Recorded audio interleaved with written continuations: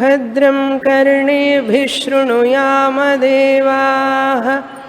भद्रं पश्येमाक्षभिर्यजत्राः स्थिरैरङ्गैः सुष्ठुवागुंसस्तनूभिः व्यशेमदेवहितं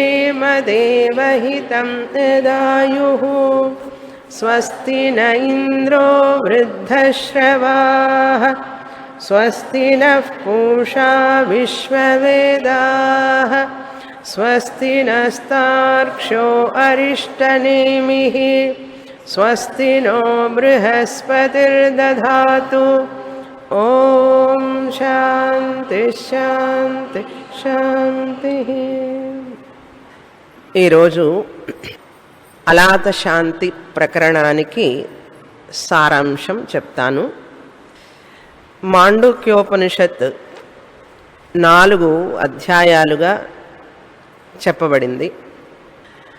మాండూక్యోపనిషత్తు మంత్రాలు 12 అయినప్పటికీ కూడా గౌడపాదాచార్యుల వారు ఈ 12 మంత్రాలకు వివరించి కారికల రూపంలో వ్రాశారు.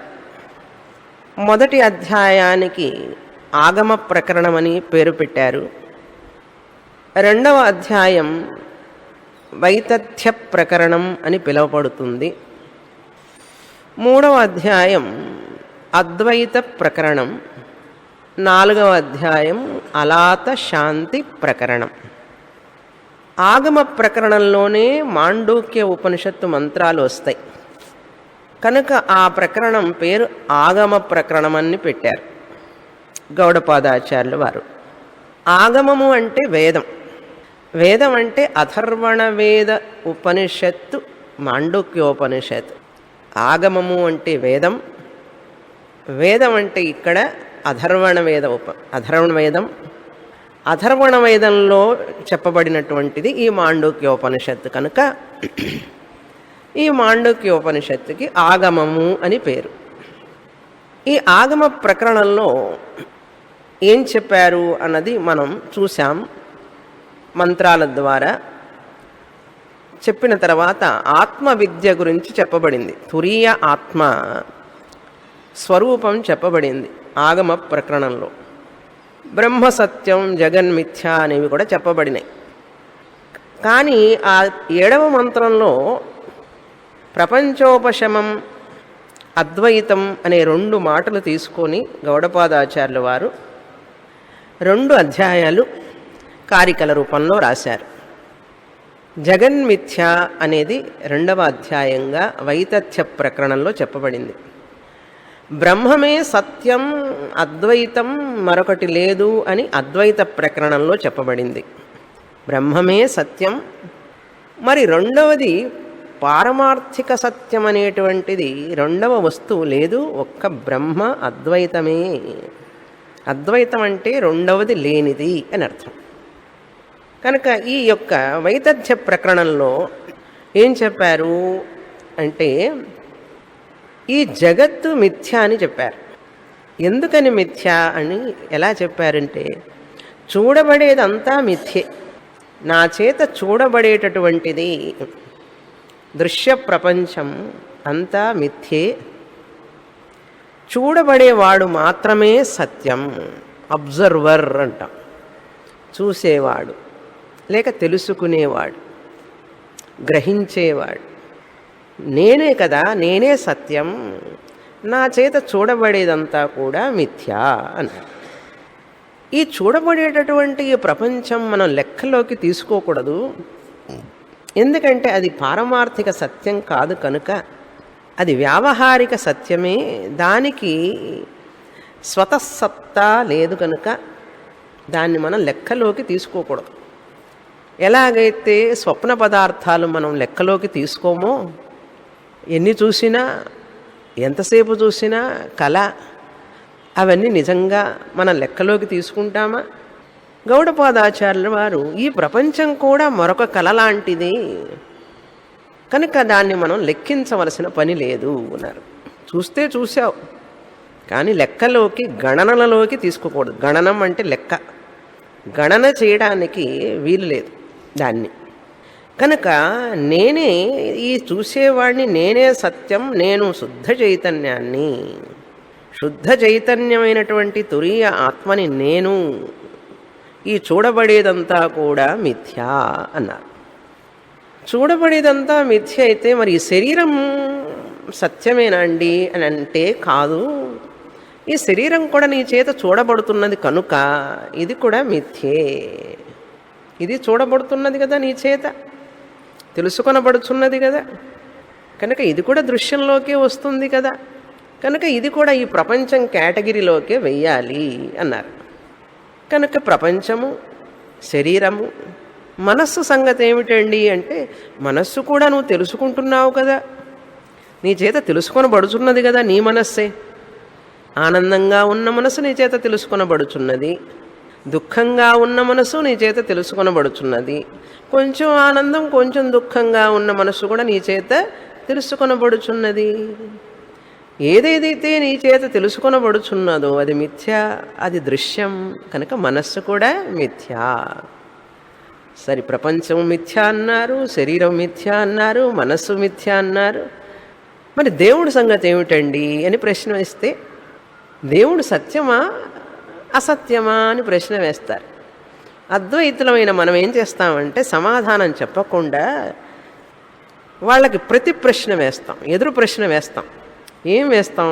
నాయన, నువ్వు దేవుడు దేవుడు అంటున్న ఆ పదం ఏదైతే ఉపయోగిస్తున్నావో ఆ దేవుడు ఒక రూపంగా, ఒక అవతారంగా ఫలానా చోట పుట్టాడు, ఫలానా చోట ఆయన ఇలా చేశాడు అని ఒక విధంగా నువ్వు వర్ణిస్తే ఆయన కూడా దృశ్యంలోకే వస్తాడు. తెలుసుకుంటున్నాం కదా ఆయన్ని. అయోధ్యలో పుట్టాడు రాముడు, ద్వారకలో పుట్టాడు కృష్ణుడు, ఆయన సాక్షాత్తు అవతారం పురుషుడు, విష్ణుమూర్తి అవతారం. ఈరోజు ముక్కోటి ఏకాదశి, గుడికి వెళ్ళి వైకుంఠ పదవాసలు అని చెప్పి తలుపు తీస్తారు అక్కడ. మరి ఆ దేవుడు నిత్య పూజ చేసేటటువంటి దేవుడు ఉన్నాడు, చూసావా? ఆ రూపం నువ్వు చూస్తున్నావు కదా, నీ చేత చూడబడుతున్నది కదా. భక్తుడు కూడా ఆయన్ని కనుక దర్శిస్తే ఒక వస్తువుగానే వేరే వ్యక్తిగానే దర్శించాడు కదా.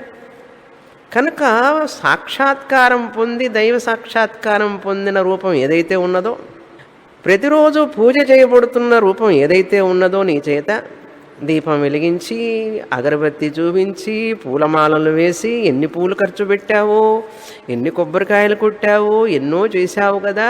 మరి ఇది దృశ్యంగానే గ్రహిస్తూ వచ్చావు కదా, నీ చేత చూడబడుతున్న రూపం కదా, అది నీ చేత పూజింపబడుతున్నటువంటి రూపం కదా. కనుక అది దృశ్యం కిందకే వస్తుంది కనుక, అంటే ఆబ్జెక్ట్ అంటే నువ్వు కాకుండా వేరుగా వస్తుంది కనుక ఆ దేవుడు మిథ్యే అన్నాడు. ఒకవేళ దేవుడు అంటే అదే అర్థమైతే నీకు, నీ దృష్టిలో దేవుడు అంటే అదే, గుళ్ళోనే ఉంటాడు ఆయన, ఆయన అవతార పురుషుడు, ఆయనకి రూపం ఉంది, ఆయనకి మనం పూజ చేయాలి, ఆయనకి నైవేద్యం పెట్టాలి అని ఉద్దేశం నీకు కనుక ఉంటే ఆ దేవుడే దేవుడు అనుకుంటే ఆయన మిథ్యే, ఆయన సత్యం కాదు. ఎంత గొప్ప గుడి కావచ్చు వాళ్ళకి, ఎన్ని పెద్ద కొండల మీద ఉండొచ్చు కాక, ఎక్కడన్నా ఉండనివ్వండి, ఆయన దృశ్యమే, దృశ్యంలోకి వస్తాడు కనుక మిథ్యే. ఒకవేళ నువ్వు ఆ దేవుడిని ఆత్మస్వరూపంగా, తురీయ ఆత్మగా తెలుసుకున్నావు, ఆయన ఆత్మస్వరూపమే అని గనక గ్రహిస్తే ఆత్మస్వరూపంగా ఉండే దేవుడు సత్యం. కాళ్ళు చేతులు కళ్ళు ముక్కు అలా అవయవాలతో ఉన్న దేవుడు సత్యం కాదు.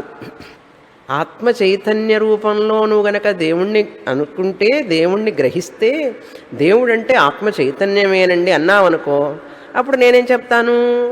ఆ దేవుడు సత్యం అంటాం. చూశారా? అందుకని దేవుడు సత్యమా అబద్ధమా అనే దానికి మన సమాధానం చెప్పకూడదు. ఇలా రూపంగా సగుణంగా తీసుకుంటే ఆయన సత్యం కాదు, ఆయన మిథ్య. ఆత్మస్వరూపంగా ఆయన నువ్వు గనక గ్రహిస్తే, తెలుసుకుంటే నువ్వు అది సత్యం. ఆత్మస్వరూపంగా తెలుసుకుంటే మరి అది మిథ్యా కాదా అండి అంటే కాదు. ఎందుకనంటే నేను అంటే దేవుడు, దేవుడు అంటే చైతన్యం, ఆత్మ చైతన్యం. కనుక ఆ దేవుడు మిథ్య కాదు. అది దేవుడు అంటే పారమార్థిక సత్య ఆత్మరూప చైతన్యం మనం తెలుసుకుంటున్నాం. నేను ఎవరిని? ఆత్మ చైతన్యాన్ని. నేను అంటే దేవుడు. జీవాత్మే పరమాత్మ కదండి. జీవాత్మే పరమాత్మ కదా. నేను ఈజ్ ఈక్వల్ టు దేవుడు. దేవుడు అంటే పరమాత్మ, నేను అంటే జీవాత్మ. నేను జీవాత్మ ఈజ్ ఈక్వల్ టు పరమాత్మ అంటే ఏమిటండి? నేను ఈజ్ ఈక్వల్ టు దేవుడు. అంతే కదా.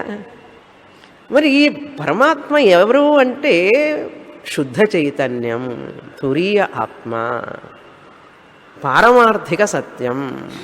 నువ్వు చెప్పావు ఇందాక దేవుడు అన్నావే, రూపం, నామ రూప, ఆయన వైభవాన్ని గురించి ఈరోజు ఎంత స్తుతి చేస్తారో ఆ వైభవాలన్నీ పాడుతున్నావే నువ్వు.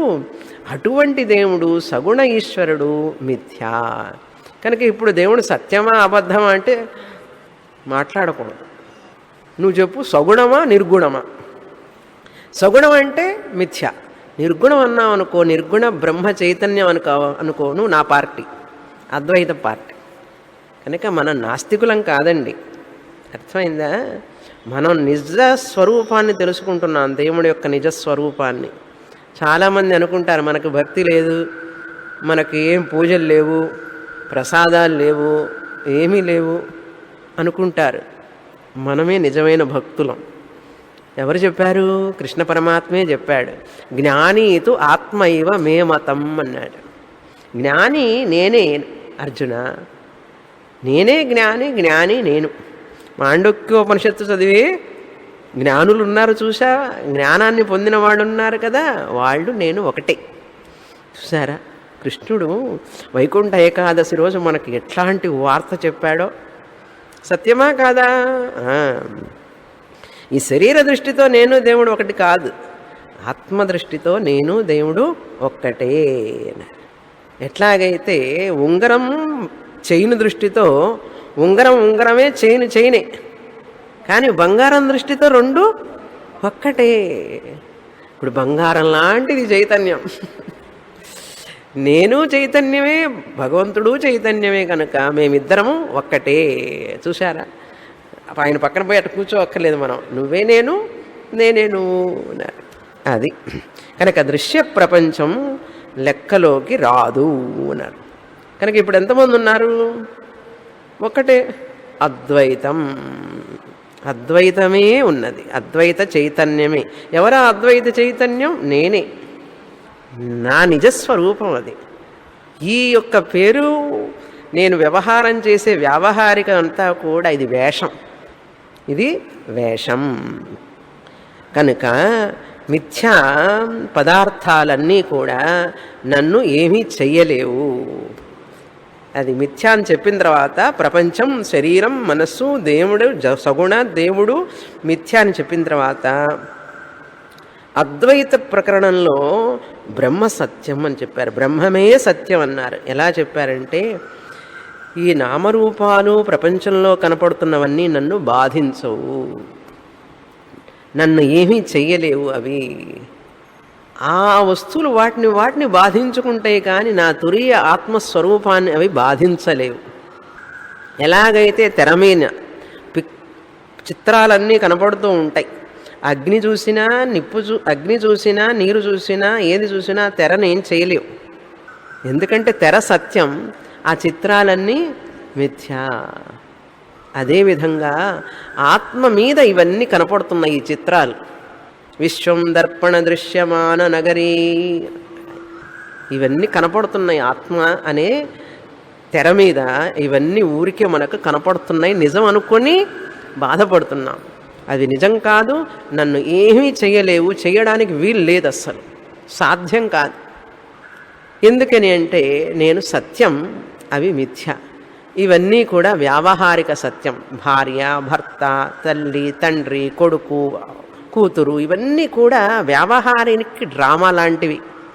అసలు ఈ నేను అనే స్వరూపం, నేను అనేది చూసారా, నేను అనేది తురీయ ఆత్మని ఇవన్నీ అంటలేవు. పారమార్థిక సత్యం ఇవన్నీ నిజం కాదు. నిజమని నువ్వు అనుకోవడం వల్ల నీకు భద్రత లేదు, శాంతి లేదు, పూర్ణత్వం లేదు. తెర చూస్తున్నంతసేపు సినిమా నిజం అనుకున్నావు అనుకో, తెర చూస్తూ సినిమా నిజం అనుకుంటున్నావు. సినిమా నిజం కాదు తెర అని గుర్తుంటే బాధపడతావా? అయ్యోయ్యో అంటావా? తెరే సత్యం అని తెలుసుకోవాలి. కనుక అలాగే ఈ విధంగానే ఇక్కడ భార్య, భర్త, కొడుకు, కూతురు ఈ యొక్క పాత్రలన్నీ వేసేటప్పుడు కూడా ఈ పాత్రలన్నీ కూడా దేని మీద కనపడుతున్నాయి? తురీయ ఆత్మనైన నా మీద ఇవి వ్యక్తమవుతున్నాయి అంతే. అలా తెలుసుకున్న వాడికి భద్రత, శాంతి, పూర్ణత్వం అన్నీ వస్తాయి. తన స్వరూపమే పూర్ణత్వం అని తెలుసుకుంటాడు, కష్టపడడు మనిషి. ఇప్పుడు మనిషికి దుఃఖానికి కారణం ఏమిటో తెలిసిందా? ఈ పాత్రలలో, అమ్మ పాత్రలో మమేకమైపోతాం, నాన్న పాత్రలో పడ్డట్టే. అమ్మమ్మ పాత్ర, తాత పాత్ర, ఈ పాత్రల్లో మనం మమేకం అయిపోతాం ఉన్నారు. అలా కాకుండా ఉంటే మనం అవన్నీ జరుగుతూనే ఉంటాయి. వాటి మీద మనకు కంట్రోల్ లేదు, వాటిని మార్చలేము మనం. ఎందుకంటే మనలో మన శక్తి లేదు, నియంత్రణ లేదు వాటి మీద. అవన్నీ జరుగుతూనే ఉంటాయి. ఎలా జరగవలసిందో అలా జరుగుతుంది. నెక్స్ట్ మూమెంట్ ఎలా జరుగుతుందో మన చేతుల్లో ఉందా? ఆ జరిగేదాన్ని డ్రామాగా చూడు అంతే. సినిమా చూసే ముందు క్లైమాక్సా కామెడీయా ఎట్లా తెలుస్తుంది అని సినిమా చూడు, పూర్తిగా తెలిసిపోతుంది అన్నాడు. సినిమాగా చూడు. జీవితం కూడా అంతే. జీవితం కూడా ఒక నాటకం. అలా అనుకుంటూ జీవిస్తే ఆనందం, లేకపోతే దుఃఖం అన్నారు. ఇంతవరకు 3 అధ్యాయాలు చెప్పిన తర్వాత కనుక ఏం చేయాలి? ఇప్పుడు గది చీకటిగా ఉంటే చీకటిగా ఉంది అని 10 సార్లు నిందిస్తే ఏం ప్రయోజనం? అందుకని వెలిగించు.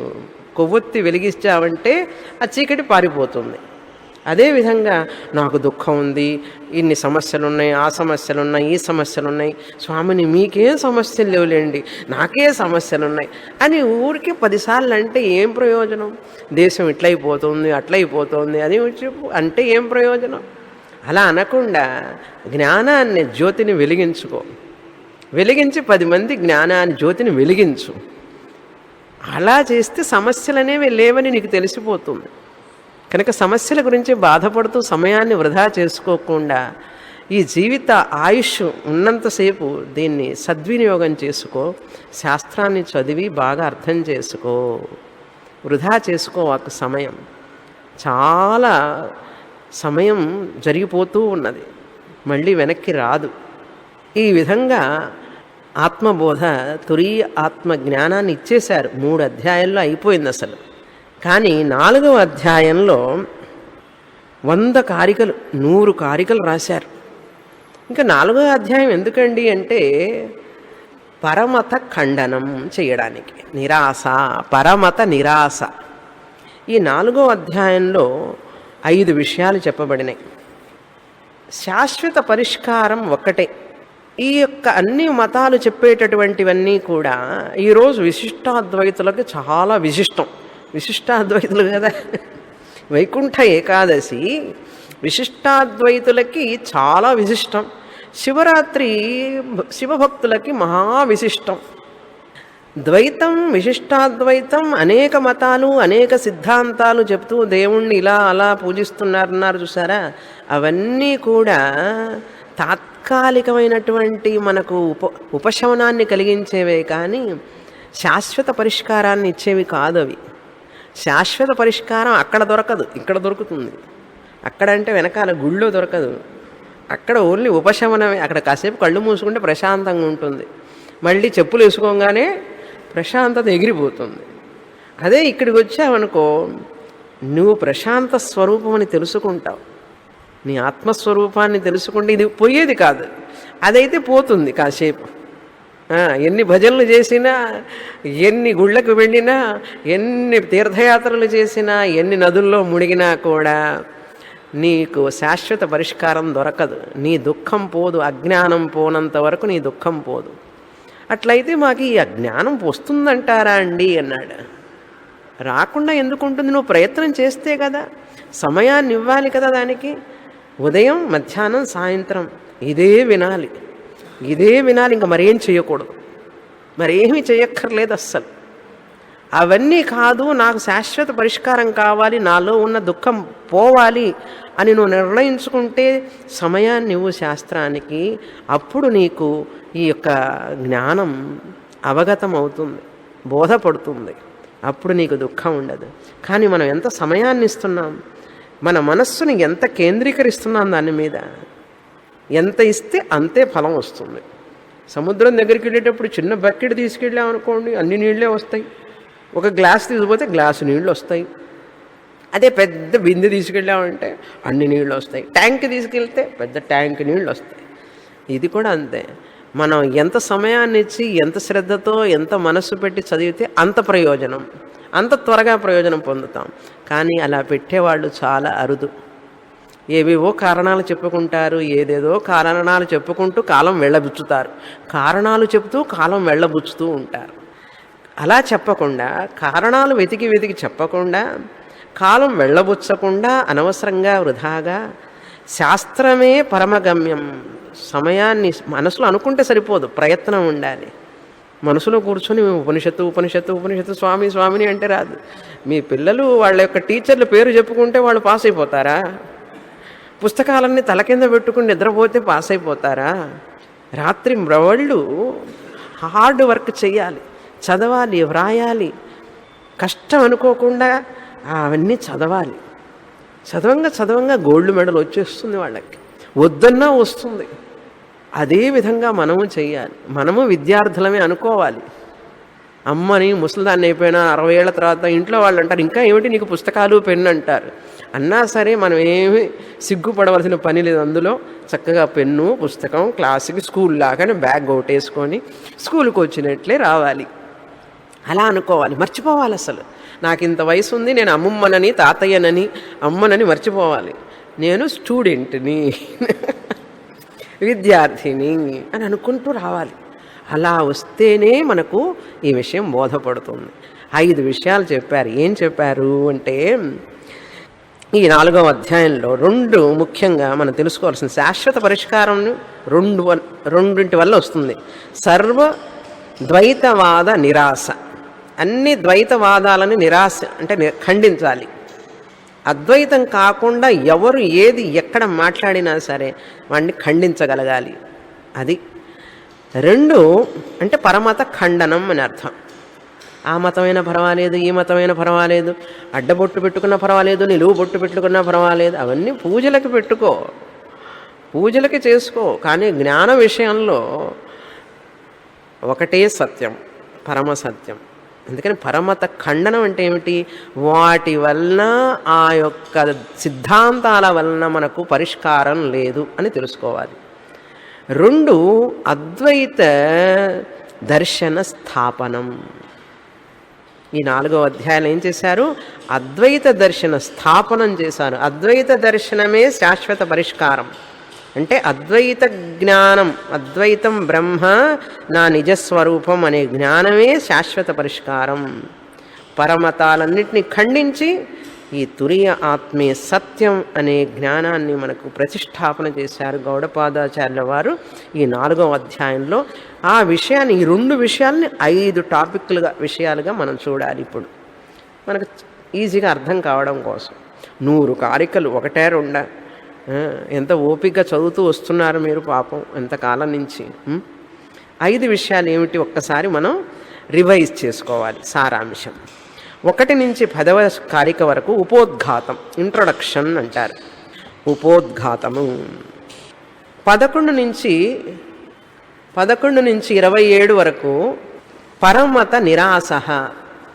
పరమత నిరాశ అంటే పరమతాలని, సాంఖ్యం, న్యాయం, ద్వైత సిద్ధాంతాలన్నింటినీ, శాక్తం, శైవం, విశిష్టాద్వైతం ఇవన్నీ ఖండన చేయాలి.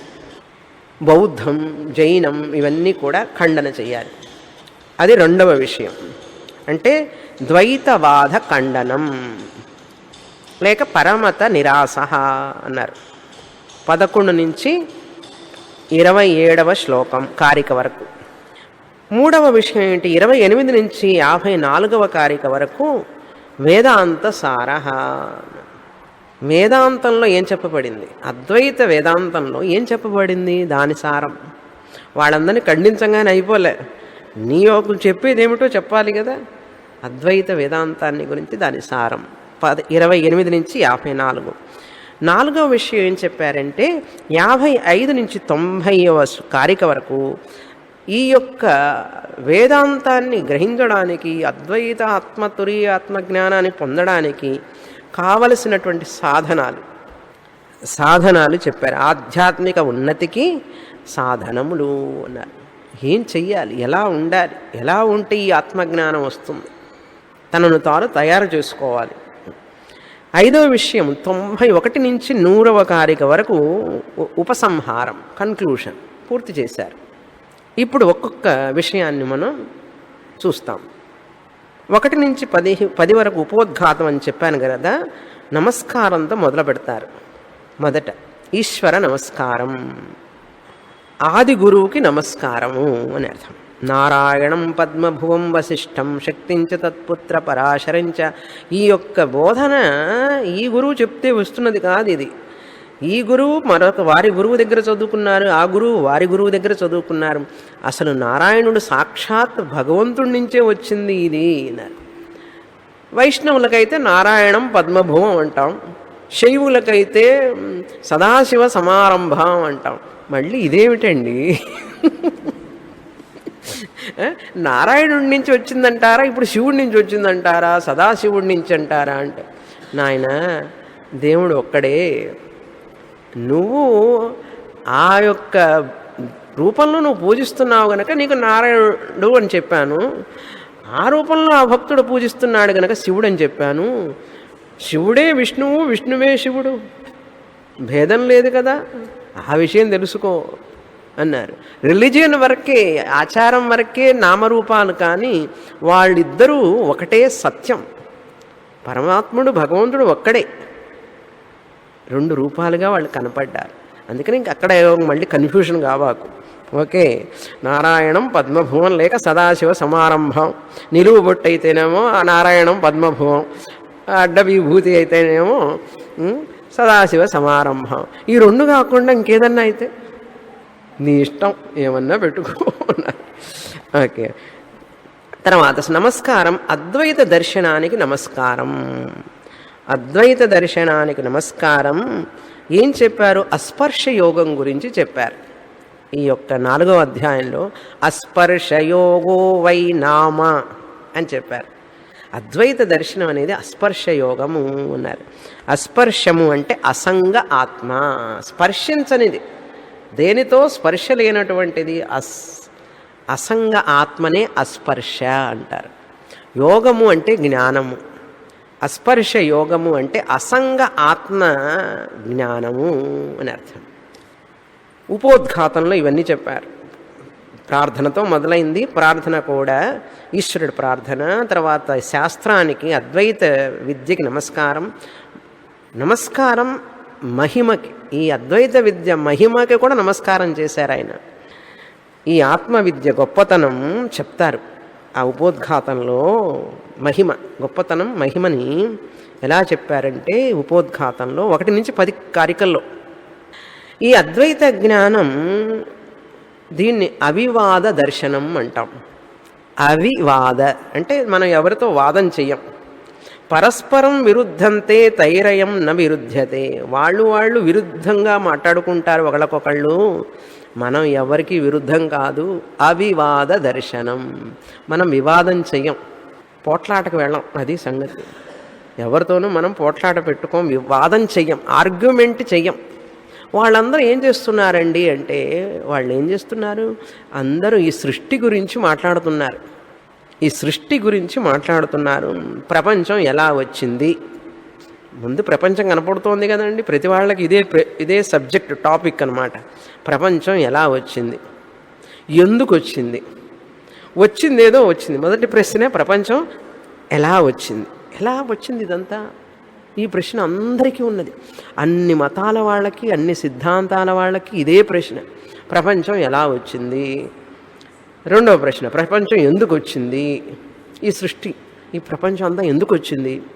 వస్తే వచ్చింది కానీ దేవుడు సృష్టి చేశాడు, ఈ దేవుడు సర్వజ్ఞుడు కదా, దయామయుడు కదా, ఇటువంటి దేవుడు ఇట్లాంటి ఇవన్నీ ఎందుకు సృష్టించాడు? సునామీలు, భూకంపాలు, రోగాలు, ఇట్లాంటివన్నీ కష్టాలు ఎందుకు సృష్టించాడు? చెడ్డవాడని ఎందుకు సృష్టించాడు? చేసేవాడు చక్కగా చేయొచ్చు కదా. అది ప్రశ్న అందరికీ. మరణాన్ని ఎందుకు సృష్టించాలి? ఎందుకు మరణించాలి అందరూ? వ్యాధులు ఎందుకు? ముసలితనం ఎందుకండి? అది లేకుండా ఉండొచ్చు కదా. ఎందుకు సృష్టి జరిగింది? ఎలా జరిగింది? జరిగితే ఇలా ఎందుకు జరిగింది? చక్కగా చేయొచ్చు కదా. ఆయనకేం పని లేదా? ఇంకా ఆయన ఎందుకండి దేవుడు, ఆయనేం గొప్పవాడు అనే ప్రశ్న వస్తుంది మనకు. కనుక ఇట్లాంటి ప్రశ్నలన్నీ మనసులో వస్తూ ఉంటాయి. ఎందుకు చేశాడు, ఎలా చేశాడు, ఎప్పుడు చేశాడు, ఇవన్నీ కారణాలు. చేస్తే సరిగ్గా చేయొచ్చు కదా, ఇవన్నీ వస్తాయి. ఇప్పుడు ఈ సృష్టి చేయడం ఎందుకు? ఈ సృష్టి నుంచి బంధం అని చెప్పడం ఎందుకు? బంధంలో నుంచి బయటపడు అనడం ఎందుకు? మోక్షాన్ని పొందు అనడం ఎందుకు? సాధనలు చెయ్యడు అనడం ఎందుకు? ఇవన్నీ ఏమిటండి అంటే, ఒక సిద్ధాంతం వాళ్ళు సృష్టి ఎలా జరిగింది, ఎందుకు జరిగింది, ఎప్పుడు చేశాడు, ఎందుకు చేశాడు అవన్నీ చెప్తాడు. ఇంకొక సిద్ధాంతం ఆయన వచ్చి దీన్ని ఎవరు చేశారు, ఎలా చేశారు, ఎందుకు చేశారు, ఆయన సిద్ధాంతం ఆయన చెప్తాడు. ఇంకొక ఆయన వచ్చి ఆయన సిద్ధాంతం ఆయన చెప్తాడు. ఇప్పుడు మనల్ని చూస్తారు వాళ్ళు, మీరేం చెప్తారండి అంటాడు. మేమేం చెప్పం, మేమేమీ చెప్పం. చెప్పామనుకోండి, ఏదైనా మాట్లాడితే వీళ్ళ వైపు మాట్లాడితే వాళ్ళకు కోపం, వాళ్ళ వైపు మాట్లాడితే వీళ్ళకు కోపం. అందుకని ఏది మాట్లాడాలన్నా కష్టమే కనుక మెదలకుండా ఉంటాం మనం ఏం మాట్లాడడం. అప్పుడు వాళ్ళు అడుగుతారు, ఏమండి మీరు మెదలకుండా ఉంటారేమిటి, ఎట్లా ఉంటారు, మీరు కూడా ఏదో చెప్పాలి కదా, సృష్టి గురించి చెప్పాలి కదా, దేవుడి గురించి చెప్పాలి కదా, ఈ సృష్టి ఎలా జరిగింది, ఎందుకు జరిగిందని చెప్పాలి కదా. అంటే మేము చెప్తాము, సృష్టి జరగలేదు అని చెప్తాం. సృష్టి లేనే లేదు, జరగనే లేదని చెప్తాం. ఒకవేళ చెప్పినా కూడా సృష్టి జరిగిందని శాస్త్రం ప్రకారం మేము చెప్పితే ఎందుకు చెప్తాం అనే విషయాన్ని మేము చక్కగా వివరిస్తాం. అంతేకాని మాకు నా నిరోధ నా ఉత్పత్తి, ప్రళయము లేదు, సృష్టి లేదు. నిజంగా అసలు నా నిరోధో నచోత్పత్తి న బద్ధో నచ సాధక నవై ముక్త ముముక్షు ఇత్యేషా మనీషా మమ అన్నారు. ఇందులోనే వస్తుంది ఆ శ్లోకం. మనీషా మమ అనేది వేరే. న నిరోధో నరచోత్పత్తి న బద్ధో నచ సాధక అనేటువంటి సృష్టి అనేది లేదని చెప్పింది శాస్త్రం అని చెప్పి గౌడపాదాచార్యుల వారు వివరణ ఇస్తారన్నమాట. ఇచ్చేటప్పుడు అద్వైతం ఏ సిద్ధాంతాన్ని ప్రోత్సహించదు, ఎవరు ఏ చెప్పిన సిద్ధాంతాన్నైనా ప్రోత్సహించడానికి వీలు లేదు. అసలు ఉంటే కదా సృష్టి ప్రోత్సహించడానికి. కనుక లేనప్పుడు, ఈ సృష్టి లేనప్పుడు వాళ్ళు ఆ సిద్ధాంతం ఈ సిద్ధాంతం అని ఎందుకండి చెప్పడం? మనం ఏ సిద్ధాంతాన్ని చెప్పం మనం.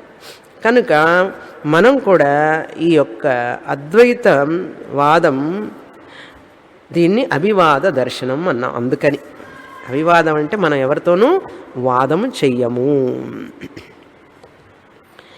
తర్వాత రెండవ విషయం ఏం చెప్పాము అనేది చెప్తాం.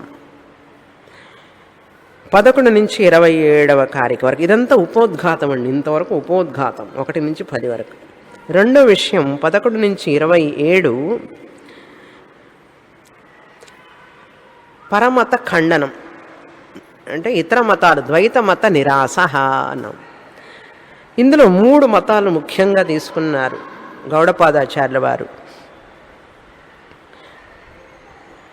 ఏమిటి అంటే అవి, ఈ మీరు సృష్టి మాట్లాడుతున్నారే, ఈ సృష్టి ఉన్నది, ఈ సృష్టి జరిగింది, దీనికి సో అండ్ సో కారణం అని చెప్తున్నారు కదా, అసలు ఈ వాదాలు శృతి యుక్తి అనుభవాలకి నిలబడవు. ఇప్పుడు ఆయన నిరాశ చేయబోతున్నారు.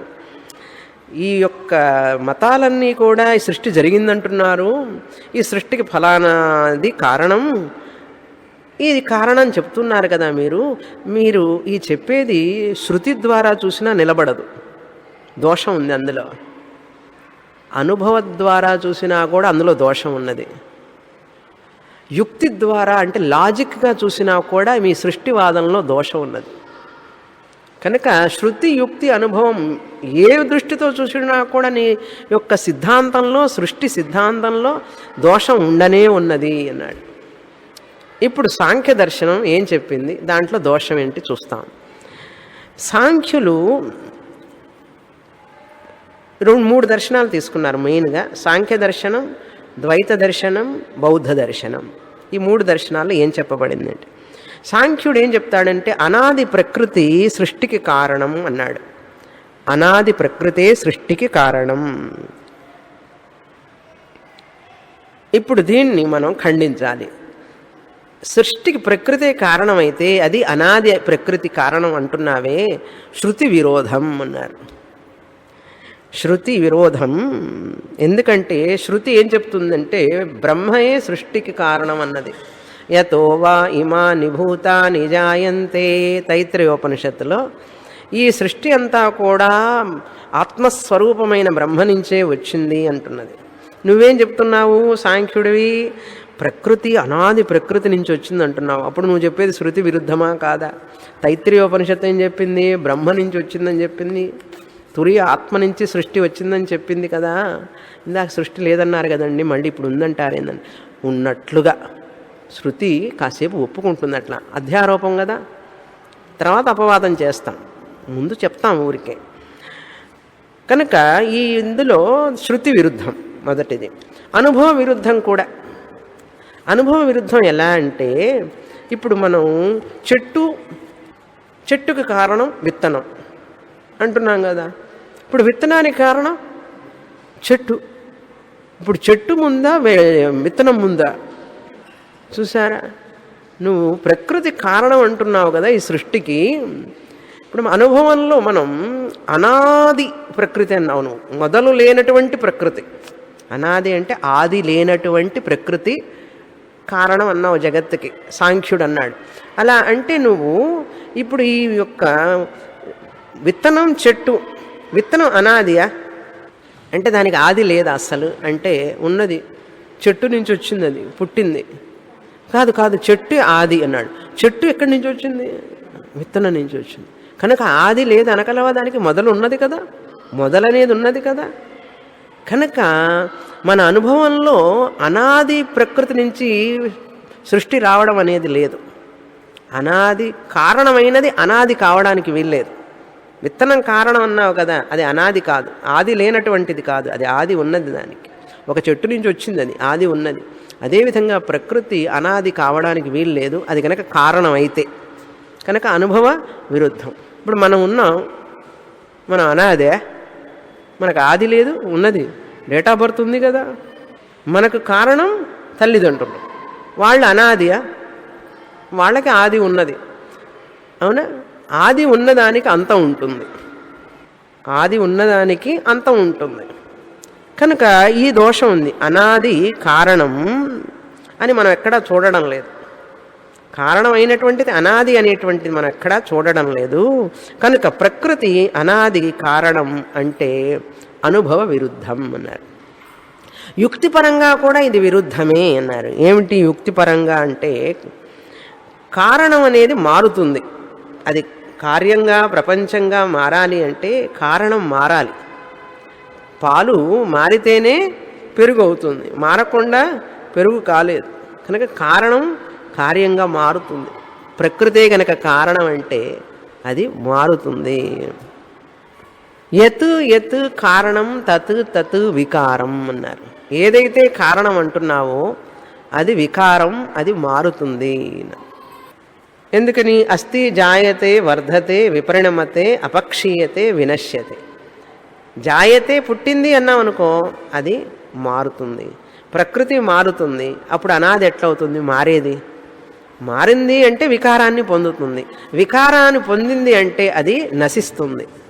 వికారం ఆద్యంతములు కలిగినటువంటిది, దానికి మొదలు చివర ఉంటుంది. ఏదైతే వికారాన్ని చెందుతుందో దానికి మొదలు చివర ఉంటుంది. కనుక ప్రకృతి కనుక కారణమైతే అది మారుతుంది.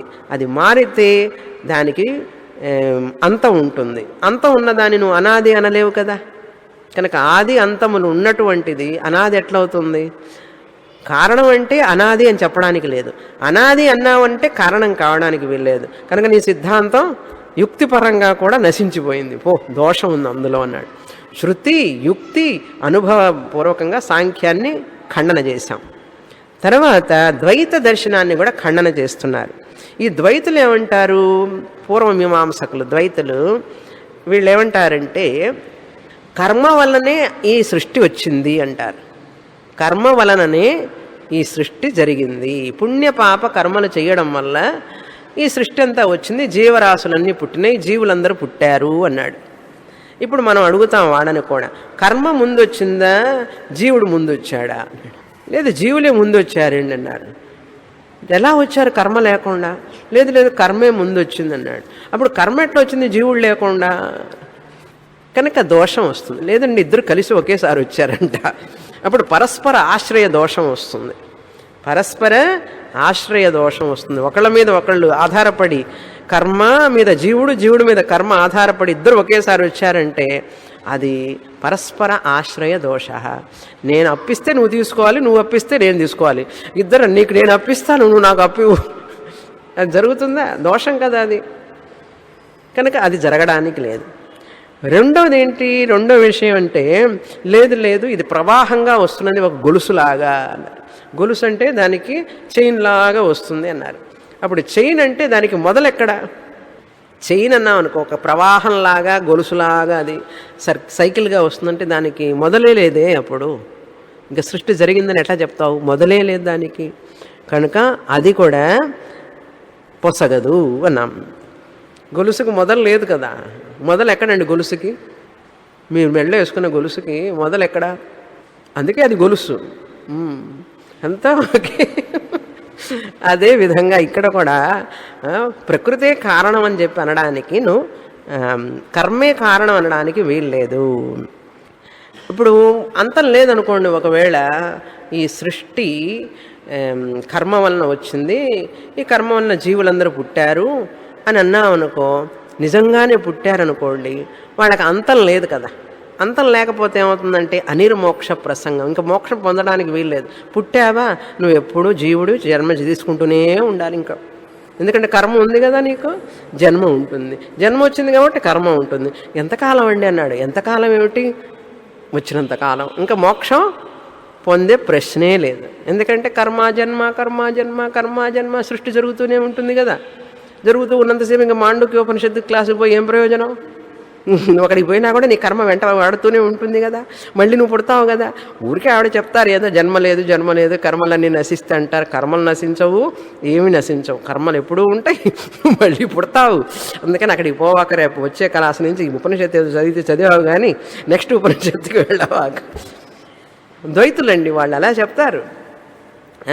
మనమేం చెప్తాం? కర్మలన్నీ నశించిపోతాయి, మోక్షాన్ని పొందుతా ఉంటాడు. ఎవడరా చెప్పింది అంటారు వాళ్ళు ద్వైతులు. మోక్షం అంటే ఎప్పుడు మోక్షం అనేది మోక్షమే లేదు. నువ్వు కర్మలన్నీ కరిగిపోయిన తర్వాత, జన్మలన్నీ తీసుకున్న తర్వాత, కర్మలన్నీ కరిగిపోయిన తర్వాత నువ్వు అప్పుడు దేవుడి దగ్గరికి వెళ్తావు అన్నాడు. అందుకని ఏం చేయాలి? అందుకని క్లాసుకి పోయి ప్రయోజనం లేదు. ఊరికే ఇక్కడ ఉండి మంచి కర్మలు చేస్తూ ఉండు. వాళ్ళు చెప్పే సిద్ధాంతం అది. మంచి కర్మలు చేస్తూ ఉండు, చెడు కర్మలు తగ్గిపోయి తగ్గిపోయి తగ్గిపోయి మంచి కర్మల వల్ల నువ్వు కైలాసానికో వైకుంఠ పరమపద వాసలకో వెళతావు అన్నారు. మనం ఒప్పుకోమది. చూసారా? నువ్వు అప్పుడే పొందుతావు మోక్షం. ఎప్పుడు? తర్వాత ఎప్పుడో ఇస్తాను డబ్బులు అంటే ఇష్టపడతారా? ఇప్పుడు ఇస్తానంటే ఇష్టపడతారా? ఇప్పుడే కావాలండి అంటావా లేదా? అది అలాగే. ఇప్పుడు బౌద్ధ దర్శనాన్ని నిరాకరించారు. బౌద్ధుడు ఏం చెప్పాడంటే జగత్తు మిథ్య అన్నాడు అని, చైతన్యమే సత్యం అన్నాడు. అంతా మన క్లోజ్ అనమాట. మనం కూడా అదే చెప్తాం కదా, ఈ ప్రపంచం అంతా మిథ్య, ఇది సత్యం కాదు, ఆత్మ చైతన్యమే సత్యం అన్నా. బౌద్ధుడు కూడా అదే చెప్తాడు. బుద్ధ మతం వాళ్ళు కూడా ఇదే చెప్తారు, క్షణిక విజ్ఞానవాదం. కానీ ఒక తప్పు చేస్తాడు, ఒక తప్పటడుగు వేశాడు బౌద్ధుడు. ఏమని? క్షణిక విజ్ఞానవాదం. ఈ చైతన్యం ఉంది చూసారా, ఇది క్షణికం. మనమేమంటాం? నిత్యం అంటాం. చైతన్యం తురీయ ఆత్మ నిత్యం శాశ్వతం. కానీ వాళ్ళు ఏం చెప్తారంటే ఇది క్షణికం. క్షణికం అంటే ఏమిటి? ఇప్పుడు పుడుతుంది, కాసేపు మళ్ళీ పోతుంది, మళ్ళీ పోతుంది, అంటే మళ్ళీ పోతుంది. అలా పోతూ ఉంటే ఎవరండి తెలుసుకునేది? మొదటి చైతన్యాన్ని తెలుసుకునేవాడెవడు? అసలు ఇది పుడుతూ ఉన్నది క్షణం తర్వాత పోతుందని తెలుసుకునేవాడే ఉండాలి కదా. నువ్వు చచ్చిపోతే చైతన్యం చనిపోయిందిట, మొదటి క్షణంలో ఉన్న చైతన్యం చచ్చిపోయి రెండో చైతన్యం వచ్చిందట. రెండో చైతన్యం వచ్చిందని నీకెట్లా తెలుసు? రెండో చైతన్యం పుట్టింది అని నువ్వు చెప్పాలి అంటే నువ్వు ఉంటేనే కదా. చైతన్యం సత్యం, చైతన్యమే ఉన్నది. కానీ పాపం అది పుట్టి రెండో క్షణంలో చనిపోయింది. రెండో క్షణంలో చనిపోయిందని నీకెట్లా తెలుసు? నువ్వే కదా చైతన్యానివి, చైతన్యమే సత్యం, నువ్వే చైతన్యాన్ని. నువ్వు చనిపోయినావు కదా మొదటి క్షణంలోనే, నీకు రెండో క్షణం గురించి ఎట్లా తెలుసురా అని మనం అడుగుతాం. కొంచెం చూడండి, ఆలోచించకుండా. చైతన్యం, విజ్ఞానం అంటే చైతన్యం, క్షణికం అంటే మొమెంటరీ, ఒక్క క్షణమే ఉంటుంది. ఒక్క క్షణం ఉంటే చైతన్యం రెండో క్షణం ఉండదు. రెండో క్షణం ఉండనప్పుడు రెండో క్షణం ఉన్న చైతన్యం మూడో క్షణం ఉండదు. అంటే రెండవ క్షణం మూడో క్షణం తెలుసుకోవాలంటే మొదటి క్షణంలో ఉన్న చైతన్యం ఉంటే కదా తెలుస్తుంది. ఇప్పుడు ప్లాట్ఫామ్ మీద ఉంటే కదండి మనకు తెలుస్తుంది. ఆ రైలు 8 గంటల రైలు వచ్చింది, 9 గంటల రైలు వచ్చి వెళ్ళింది అని తెలుస్తుంది. ప్లాట్ఫామ్ మీద ఉన్నవాడికి తెలుస్తుందా? ప్లాట్ఫామ్ మీద కాకుండా ఫస్ట్ ట్రైన్లో 8 గంటలు ఉన్నవాడికి 9 గంటల ట్రైన్ తెలుస్తుందా? 9 గంటల ట్రైన్లో ఉన్నవాడికి 10 గంటల ట్రైన్ తెలుస్తుందా? తెలియదు కదా. కనుక 3 ట్రైన్లు తెలియాలి అంటే వాడు ట్రైన్లో ఉండకూడదు. అర్థమైందా? అందుకని క్షణికంగా ఉండకూడదు చైతన్యం. క్షణంగా ఉంటే ఎవడికి తెలుస్తుంది? తెలుసుకునేవాడు ఎవడు? వాడు క్షణమే కదా, అప్పుడు వాడు పోతాడు. కనుక క్షణిక విజ్ఞానవాదం తప్పు అన్నాం. నిత్య చైతన్యం కావాలి కానీ మనకు క్షణిక చైతన్యం కాదు అన్నాం. కనుక నేను నిత్య విజ్ఞానం, క్షణిక విజ్ఞానాన్ని కాదు, నిత్య విజ్ఞానాన్ని. కనుక ఇప్పుడు మతఖండం అయిపోయింది. తర్వాత మూడవ విషయం ఏమిటంటే 28 నుంచి 54వ కారిక వరకు వేదాంత సారం చెప్పారు. వేదాంత సారం ఏం చెప్పారంటే జగన్మిథ్య బ్రహ్మ సత్యం అని చెప్పారు. ఈ జగత్తులో స్థూల ప్రపంచం, విశ్వము, జాగ్రత్త ప్రపంచం అన్నాం. సూక్ష్మ ప్రపంచం తైజస, స్వప్న ప్రపంచం అన్నాం. స్వప్న ప్రపంచాన్ని తైజసం అని, తైజసాన్ని సూక్ష్మ ప్రపంచం అన్నాం. కారణ ప్రపంచాన్ని ప్రాజ్ఞుడని, సుషుప్తి అన్నాం. ఇప్పుడు ఇన్ని అన్న తర్వాత ఈ మూడింటిని తెలుసుకునేవాడే తురియ ఆత్మ అన్నాం. స్థూల, సూక్ష్మ, కారణ ప్రపంచ శరీర విలక్షణ తురీయ ఆత్మ సాక్షి చైతన్యం తెలుసుకునేవాడు. ఇప్పుడు జాగ్రత్త అవస్థలో ఉన్నానని మీకు తెలుసా? కల వచ్చినప్పుడు కల వచ్చిందని తెలుసా? నిద్రపోయిన తర్వాత బాగా నిద్రపోయినాను రాత్రి అని తెలుసా? ఈ 3 తెలుసుకున్న వాళ్ళు ఒకడా, ఇద్దరా, ముగ్గురా? ఒకడే. అంటే ఈ 3 అవస్థల కంటే వేరైన వాడు తెలుసుకుంటాడా? 8 గంటల ట్రైన్, 9 గంటల ట్రైన్, 10 గంటల ట్రైన్ లాగా అందులో ఆ అవస్థలో ఉన్నవాడు తెలుసుకుంటాడు. ఇప్పుడు జాగ్రత్త అవస్థలో ఉన్నవాడికి స్వప్నం తెలియదు, స్వప్నంలో ఉన్నవాడికి నిద్ర ఉండదు, నిద్రలో ఉన్నవాడికి జాగ్రత్త తెలియదు. కానీ 3 అవస్థలు తెలుసుకున్నవాడు ఆ 3 కంటే వేరైన వాడై ఉండాలి, విలక్షణుడై ఉండాలి. అందుకని నేనే తురియ ఆత్మని, జాగ్రత్త అవస్థని తెలుసుకుంటున్నాను, జాగ్రత్త ప్రపంచాన్ని తెలుసుకుంటున్నాను, కలలో స్వప్న ప్రపంచాన్ని తెలుసుకున్నాను, నిద్రలో ఏమీ తెలియదు, ఇంద్రియాలు, మనస్సు వీటన్నిటికీ సాక్షిగా నేను తెలుసుకున్నాను. కనుక తురియ ఆత్మని నేను. 3 ప్రపంచాలు, 3 శరీరాలు, అవికి వేరైనటువంటి వాడిని నేను. ఇది వేదాంత సారం. అర్థమైందా? జాగ్రత్త పురుషుడు కాదు, విశ్వ తైజస ప్రాజ్ఞుడు, అది శరీరానికి సంబంధించింది. జాగ్రత్త ప్రపంచానికి సంబంధించింది, స్వప్న ప్రపంచం సంబంధించినది, సుషుప్తి ప్రపంచ, కారణ ప్రపంచం. కారణ ప్రపంచం ఈ 3టిని తెలుసుకునేవాడు ఆ 3 కంటే వేరు.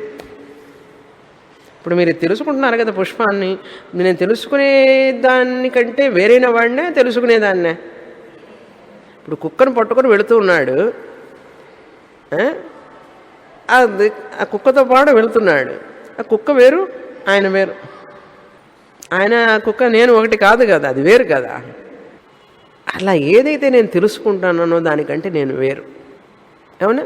ఇప్పుడు నేను జాగ్రత్త అవస్థ తెలుసుకుంటున్నాను, స్వప్నం తెలుసుకుంటున్నాను, నిద్రని బాగా అనుభవించానని తెలుసుకున్నాను, కనుక నేను వేరై ఉండాలి. ఇప్పుడు ఆ అవస్థలు, ఆ ప్రపంచం దేనికి సంబంధించింది అంటే ఈ యొక్క శరీరానికి సంబంధించింది, ఆ వస్తు జాలానికి సంబంధించిందే కానీ నాకు సంబంధించింది కాదు. ఇది వేదాంత సారం. కానీ మనం ఏం చేస్తాం? మర్చిపోయి గొలుసు మీద ఉంటుంది కానీ ఆ గొలుసు డిజైన్ మీద బంగారం అనే సంగతి గుర్తుందా మనకు? దొంగవాడు కాజేసినప్పుడే దాని విలువ తెలుస్తుంది మనకు. అంతవరకు ఆ గొలుసు డిజైన్ మీదనే, ఆ న్యూ వెరైటీ మీదనే ఉంటుంది కానీ అది పోయినప్పుడే అయ్యో ఎంత విలువండి అది అంటాం. అలాగే ఈ శరీరం వయసులో ఉన్నంతసేపు, కాళ్ళు చేతులు ఆడుతున్నంతసేపు దీని విలువ తెలుసుకోం. ఊపిరి పోయేటప్పుడు అయ్యో ఎక్కడికి పోతాను, ఏ పాపలో కాలకు పోతానో, నరకానికి పోతానో, స్వర్గానికి పోతానో, ఏమైపోతానో, ఎందుకు అప్పుడు బాధపడటం?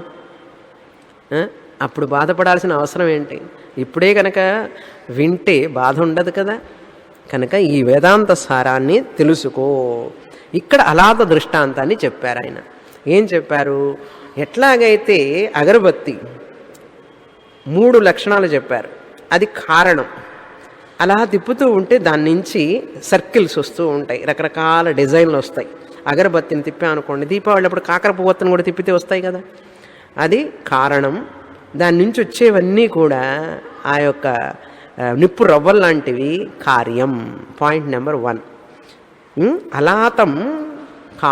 అలాతం అంటే అది మనం కాగడ అంటారు చూసారుగా, అగరబత్తిని తీసుకోవచ్చు, లేకపోతే నిప్పుతో ఉన్నటువంటి చెక్క, ముందు ఏమో నిప్పు ఉంటుంది, పెద్ద కర్రలాగా ఉంటుంది, అలాంటిది ఏదైనా సరే తీసుకుంటే ఇది కారణం, అవన్నీ కార్యాలు. కారణం ఏకం, కార్యాలు అనేకం. నిప్పు రవ్వలు అనేకం, కారణం ఏకం. ఇది కారణం, అవన్నీ కార్యాలు. అలాతం అంటే అగరబత్తి, అగరబత్తి లాంటిది, కారణం, అవన్నీ కార్యాలు. అనేకం వచ్చినాయి, ఇది ఒకటైతే అవి అనేకం. అగరబత్తి ఇది సత్యం, ఆ నిప్పు, ఆ వేడి సత్యం.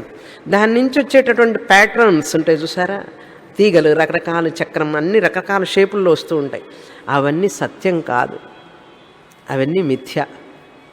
ఇది రెండవ పాయింట్. కారణం కార్యం, కారణం ఏకం, కార్యాలు అనేకం. అదేవిధంగా ఈ అగరబత్తి కారణం సత్యం, దాని నుంచి వచ్చినటువంటి ఈ ప్యాటర్న్స్, రకరకాలైనటువంటి డిజైన్స్ అన్నీ ఉన్నాయి, నిప్పు రవ్వలు, అవన్నీ మిథ్యా. మూడవ పాయింట్ ఏంటంటే ఇది స్వప్రకాశం. ఈ ప్రకాశం అగరబత్తికి సహజంగా ఉన్నది, కానీ ఈ యొక్క బయట కనపడే ఈ రకరకాల ప్యాటర్న్స్ ఉన్నాయి చూసారా, అవి స్వప్రకాశం కాదు. అగరబత్తి కాంతి అక్కడ కనపడుతున్నది. ఇలా తిప్పుతూ ఉన్నాం అనుకోండి బాగా, ఆ కనపడేదన్ని డిజైన్స్ అన్నీ కూడా అవి స్వతంగా ప్రకాశిస్తున్నాయా? అగరబత్తి వల్ల ప్రకాశిస్తున్నాయి, కానీ అగరబత్తి స్వతహాగా తాను ప్రకాశిస్తుంది. ఇప్పుడు ఇది దృష్టాంతం, ఉదాహరణ. దీన్ని మనం తురియ ఆత్మకి చెప్పాలి. తురియ ఆత్మ ఒక్కటే కారణం. ఇవన్నీ శరీరాలు, జీవులు, నామాలు, రూపాలు, ఈ ప్రపంచం అంతా కూడా స్పందనం, అలాత స్పందనంలాగా తురియ ఆత్మ ఒక్కటే కారణం, ఇవన్నీ కార్యాలు అన్నారు. ఈ తురియ ఆత్మ ఒక్కటే సత్యం, ఈ కనపడేవన్నీ కూడా మిథ్యా. ఈ తురియ ఆత్మ స్వయం ప్రకాశం, ఈ శరీరాలన్నీ కూడా స్వయం ప్రకాశం కాదు. ఈ స్వయం ప్రకాశమైన తురియ ఆత్మ నుంచి ఇవి కనపడుతున్నాయి చైతన్యంగా ఉన్నట్టు. అసలు ఈ శరీరం, ఇప్పుడు మీరు ఇక్కడ కూర్చున్న శరీరం, ఈ డెస్క్కి డిఫరెన్స్ లేదండి. ఆ విషయం మనకు తెలియదు. జడం శరీరం, కానీ కదులుతున్నది. ఎలా కదులుతోంది? ఈ స్వప్రకాశమైన తురియ ఆత్మ వల్ల కదులుతోంది. ఈ చేతులు ఎలా కదులుతున్నాయి? చైతన్యం వల్ల కదులుతున్నాయి. ఈ సంగతి మనకు గుర్తుండాలి, తెలుసుకోవాలి. మొదట గుర్తుండాలి. ఇది తెలుసుకొని గుర్తుండే లోపల మనకు నిద్ర, ఆకలి విపరీతంగా వస్తూ ఉంటాయి అనేక సార్లు. ఒక్కసారితో తెలుసుకోలేం కదా. కానీ ఇవన్నీ తట్టుకుంటూ రావాలి, మనం తెలుసుకోవాలి. ఈ శరీరాన్ని చూసుకుంటూనే, దీన్ని పోషిస్తూనే ఈ విషయాన్ని తెలుసుకోవాలి. ఎన్నెన్నా ఉండనివ్వండి, వేదాంతం వేదాంతమే, నాకు అదే ప్రథమం అని అనుకుంటే తెలుస్తుంది. కనుక ఈ తురీయ ఆత్మ స్వయం ప్రకాశం, ఈ జీవరాశులన్నీ కూడా స్వయం ప్రకాశం కాదు. ఇంతటితో వేదాంత సారం అయిపోయింది. అలాత స్పందన దృష్టాంతం ద్వారా. అందుకే ఈ యొక్క ప్రకరణానికి ఏమండి పేరు? అలాత శాంతి. దాన్ని ఆపేసేయండి తిప్పడం. ప్యాటర్న్స్ లేవు, నిప్పురవ్వలు లేవు, ఏమీ లేవు, డిజైన్లు లేవు, ఒక్కటే ఉంది అలాతం. అదేవిధంగా తురీయ ఆత్మని ఈ నామరూపాలన్నీ అణిగిపోతాయి. ఎప్పుడైతే జ్ఞానం వస్తుందో ఇవన్నీ ఉంటాయి, కానీ సత్యం కాదని తెలుస్తుంది. అది తర్వాత వేదాంత సాధనాలు చెప్పారు. ఇది అర్థం కావాలంటే హేయ, జ్ఞేయ, పాఖ్య ఇవన్నీ చెప్పారు కదా. సాధన చతుష్టయ సంపత్తి కావాలి. వదిలిపెట్టవలసిన చెడు గుణాలన్నీ వదిలిపెట్టు. కామం, క్రోధం, లోభం, మోహం, మదం, మాత్సర్యం, ఆసురీ సంపత్తంతా వదిలిపెట్టు. దైవీ గుణాలను పెంచుకో అన్నారు.